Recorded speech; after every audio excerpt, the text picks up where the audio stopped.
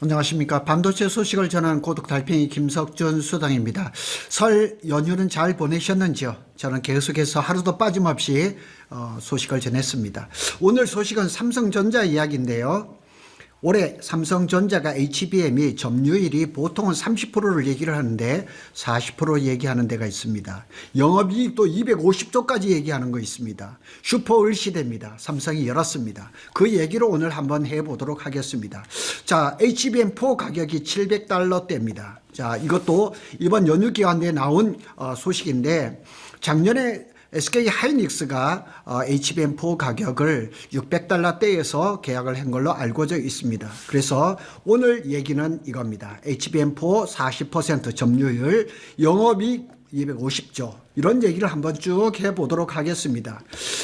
삼성전자가 작년에 영업이익이 43조 7천억, SK 하이닉스가 47조 1천억을 기록을 했습니다. 그런데 올해 아무리 봐도 대략 한 200조 영업이익은 올릴 것 같습니다. 그러면 작년보다 대략 한 거의 4배 이상, 5배 정도의 영업이익을 기록할 것이란 얘기죠. 그리고 삼성전자가 2018년 슈퍼사이클에 영업이익이 53조 원이었습니다. 그러니까 과거에는 상상도 못할 이런 숫자가 지금 얘기가 나오고 있습니다.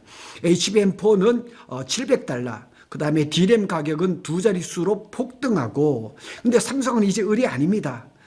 슈퍼사이클 중에서 완전히 슈퍼을이 돼버린 겁니다. 그러면 단락별로 한번 살펴보겠습니다. HBM 점유율 40% 현실성이 있는 얘기인지 한번 살펴보겠습니다. 자, 현재 구도를 볼까요? 25년 기준으로 본다면 1등이 SK 하이닉스 거의 60% 되죠. 삼성이 17%, 마이크론이 한 20% 이렇게 대략 나와 있습니다. 그래서 HBM3E까지는 SK 하이닉스가 절대적인 우위를 기록을 했죠. HBM4는 삼성이 2월 12일 날 엔비디아에 최초로 출하를 하면서 성공을 했습니다. 과연 이 40% 점유율 시나리오가 가능하냐?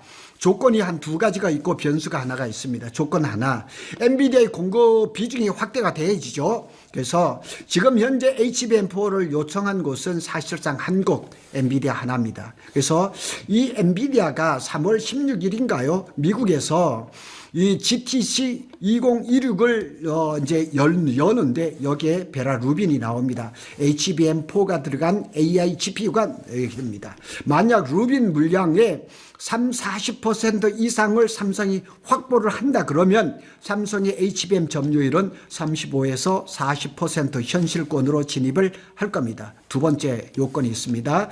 AMD가 채택을 해야죠. 삼성하고 AMD하고 관계는 굉장히 좋습니다. AMD도 AI GPU MI 250, 350, 올해 하반기에는 450이 나올 예정인데 MI 450 같은 경우는 HBM4를 채택을 하는데 성능이 굉장히 좋을 거라고 지금 나옵니다. 그래서 AMD가 차세대 AI 가속기에 HBM4를 적용합니다. 그래서 삼성의 채택 가능성이 높습니다. 제가 전에도 한 방송을 한 적이 있는데 삼성이 AMD에다가 HBM을 팔아먹었죠. 그리고 AMD가 만든 GPU를 사들여 와서 화성 캠퍼스 남단 한쪽 모퉁이에다가 데이터 센터를 만들었죠. 잘 안 알려졌어요. 그런데 이 AMD가 하반기에 나올 MI 450 GPU에 삼성을 채택을 한다 그러면 40% 점유율 근접이 가능할 겁니다. 그리고 한 가지 변수가 있습니다. 구글이라든가 브로드컴이라든가 그 다음에 마이크로소프트, 테슬라 이런 것들은 여전히 HBM3E 중심입니다. 올해 중심은 여전히 그냥 HBM3E입니다. 그러나 HBM4의 시장이 하반기로 가면 갈수록 시장이 점점 더 커질 겁니다. 하지만 HBM4의 수요는 27년에 본격적으로 폭증할 것입니다. 그래서 올해는 HBM3E 중심이고 내년에는 이제 HBM4가 초기 물량이 들어가고 내년에 이제 꽃이 필 거죠. 결론적으로 보면 26년도에는 40%는 가능성으로 보고 27년에는 40%는 공격적인 가정이죠. 만일 삼성이 HBM에서 점유율을 40%를 가져간다면 그러면은 SK 하이닉스는 50% 그때 머물 것이고 그 다음에 마이크론은 한 10%대에 아마 점유율을 가져갈 것입니다. 두 번째로는 영업이익이 170조에서부터 250조, 이 숫자가 현실성이 있는지를 한번 살펴보겠습니다. 여러 기관에서 컨센서스를 이제 발표를 했는데 보수적으로 보면 160에서 170조. 자, 이것만 해도 작년에 43조 7천억이었으니까 거의 4배입니다. 그런데 중간적으로 보자고요. 중간을 봐도 180조에서 200조. 200조라 그러면 거의 5배입니다. 자, 이런 컨센서스. 그 다음에 공적적인 IB, 투자은행이죠. 여기서는 240에서 250조를 얘기를 하고 있습니다. 대단한 거죠. 이런 일은 역사상에 한 번도 없었고 이것은 뭐 엄청난 일인데 삼성전자가 과연 그것을 달성할 수 있는지, 왜 이렇게 수치가 컨센서스가 높아졌느냐? 여러 가지 이유가 있습니다. 범용 D램이 폭등을 하고 있습니다. PC D램은 90% 이상, 그 다음에 서버 DDR5는 99%, 거의 100%, 그 다음에 스마트폰 메모리는 3배, 300%, 브로드밴드 메모리라는 건 라우터라든가 셋톱박스라든가 통신장비 쪽에 들어가는 범용 D램 낸드 메모리를 의미합니다. 브로드밴드 메모리가 7배, 700%입니다.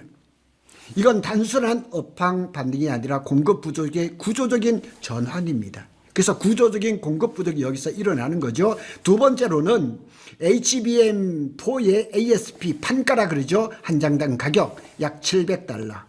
그러니까 SK 하이닉스가 작년 하반기에 엔비디아하고 계약했을 때 $600대를 얘기를 했는데 제가 그런 얘기를 한 적이 있어요. 삼성이 늦게 계약을 하니까 더 유리하지 않을까 했는데 유리합니다. 그래서 HBM3E 대비해서 20에서 30%가 상승을 했습니다. 마진이 극대화되는 구간에 진입을 했다는 얘기죠. 자, 이 그래프는 제가 한번 전에 몇 번을 보여드린 적이 있어요. 일본의 유노가미 타카시라고 반도체 학회 회장님입니다. 이분이 24년도에 그 추산을 해본 겁니다. 그래서 HBM3E는 $372, 그 다음에 HBM4죠, 여기죠. 여기는 $560를 예상을 했습니다. 그러니까 2년 전에 이렇게 예상을 했는데 그래도 작년에 SK 하이닉스가 이걸 계약을 할 때 이거보다 더 높이 계약을 했는데 지금 삼성이 아직 계약 소리는 들리진 않아요. 콜 소식도 아직 안 나요. 그런데 납품 소식은 벌써 이미 나왔거든요. $700 얘기가 나오는 겁니다. 그러면 SK 하이닉스보다도 단가는 더 세게 받았다는 얘기죠. 세 번째로는 삼성의 전략적 포지션이 변화가 된 거예요. 그래서 과거에는 을이었습니다. 그리고 지금은 슈퍼을입니다. 공급자가 계약 조건을 정하는, 그러니까 이 삼성이 만드는 공급자잖아요. 공급자가 정하는 금액이 그냥 가격이 돼버리는 겁니다.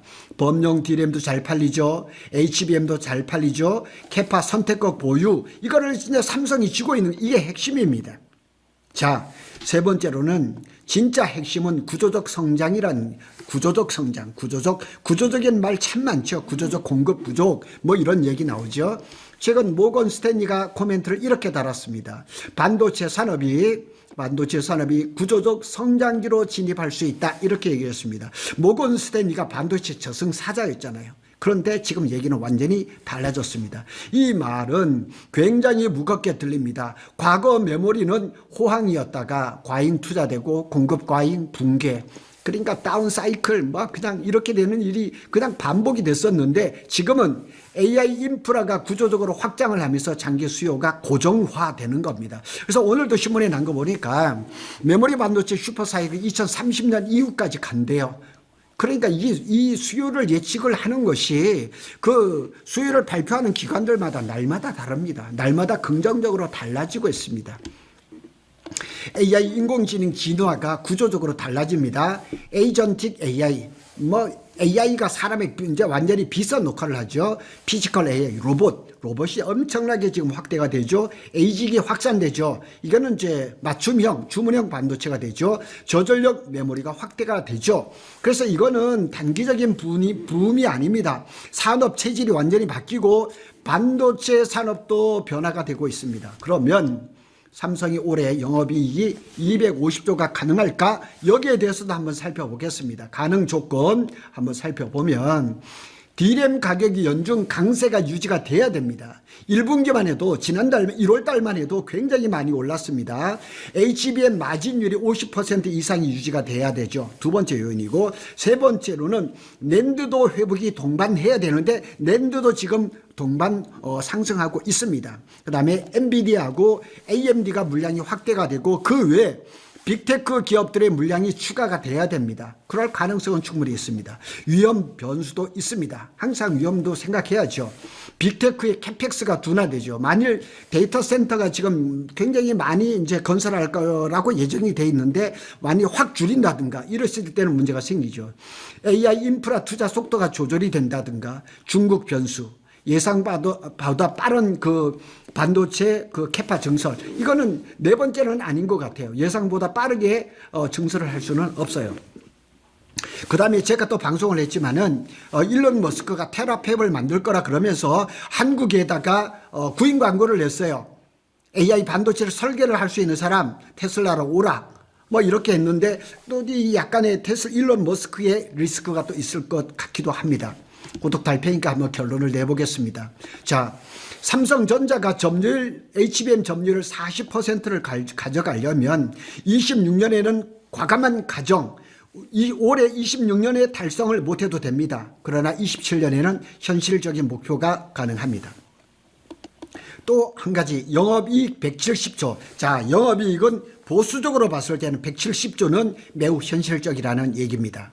그러니까 작년에 43조 7천억이었으니까 4배 정도의는 수익이 날 것이다. 그 다음에 200조도 가능할 것 같아요. 사이클 유지가 가능한다 그러면 200조도 가능하고, 그런데 250조를 얘기를 한단 말이에요. D램 가격이 예상보다 더 폭등해 가능하겠죠. IB은행들, 그러니까 투자은행에서 시나리오라는 거죠. 과연 이것이 가능할까? 점유율 40%와 영업이익이 250조. 250조를 기대하기는 좀 그렇지만 200조는 좀 한번 노려볼 만하다, 이런 생각이 듭니다. 고독 달팽이 스타일로 정리를 하면, 자, 이 말이 중요합니다. 삼성이 이기는 싸움은 기술이 아니라 가격 결정권을 쥐고 있는 겁니다. 그래서 범용 D램이 부족하다, 가격을 분기마다, 아니죠, 매월마다 아무렇게나 계속 가격을 올리는 거예요. 가격을 올려도 수요처는 어쩔 수 없어요. 그냥 가져갈 수밖에 없는 가격 결정권, 이것을 삼성이 쥐고 있다는 얘기죠. 지금은 HBM을 많이 파느냐가 아니라 어디에 캐파를 배치하느냐, HBM의 캐파를 많이 할수록 범용 D램은 점점점 줄어듭니다. 생산량이. 그걸 적절하게 잘하는 거죠. 수익을 결정하는 국면이 되는 거죠.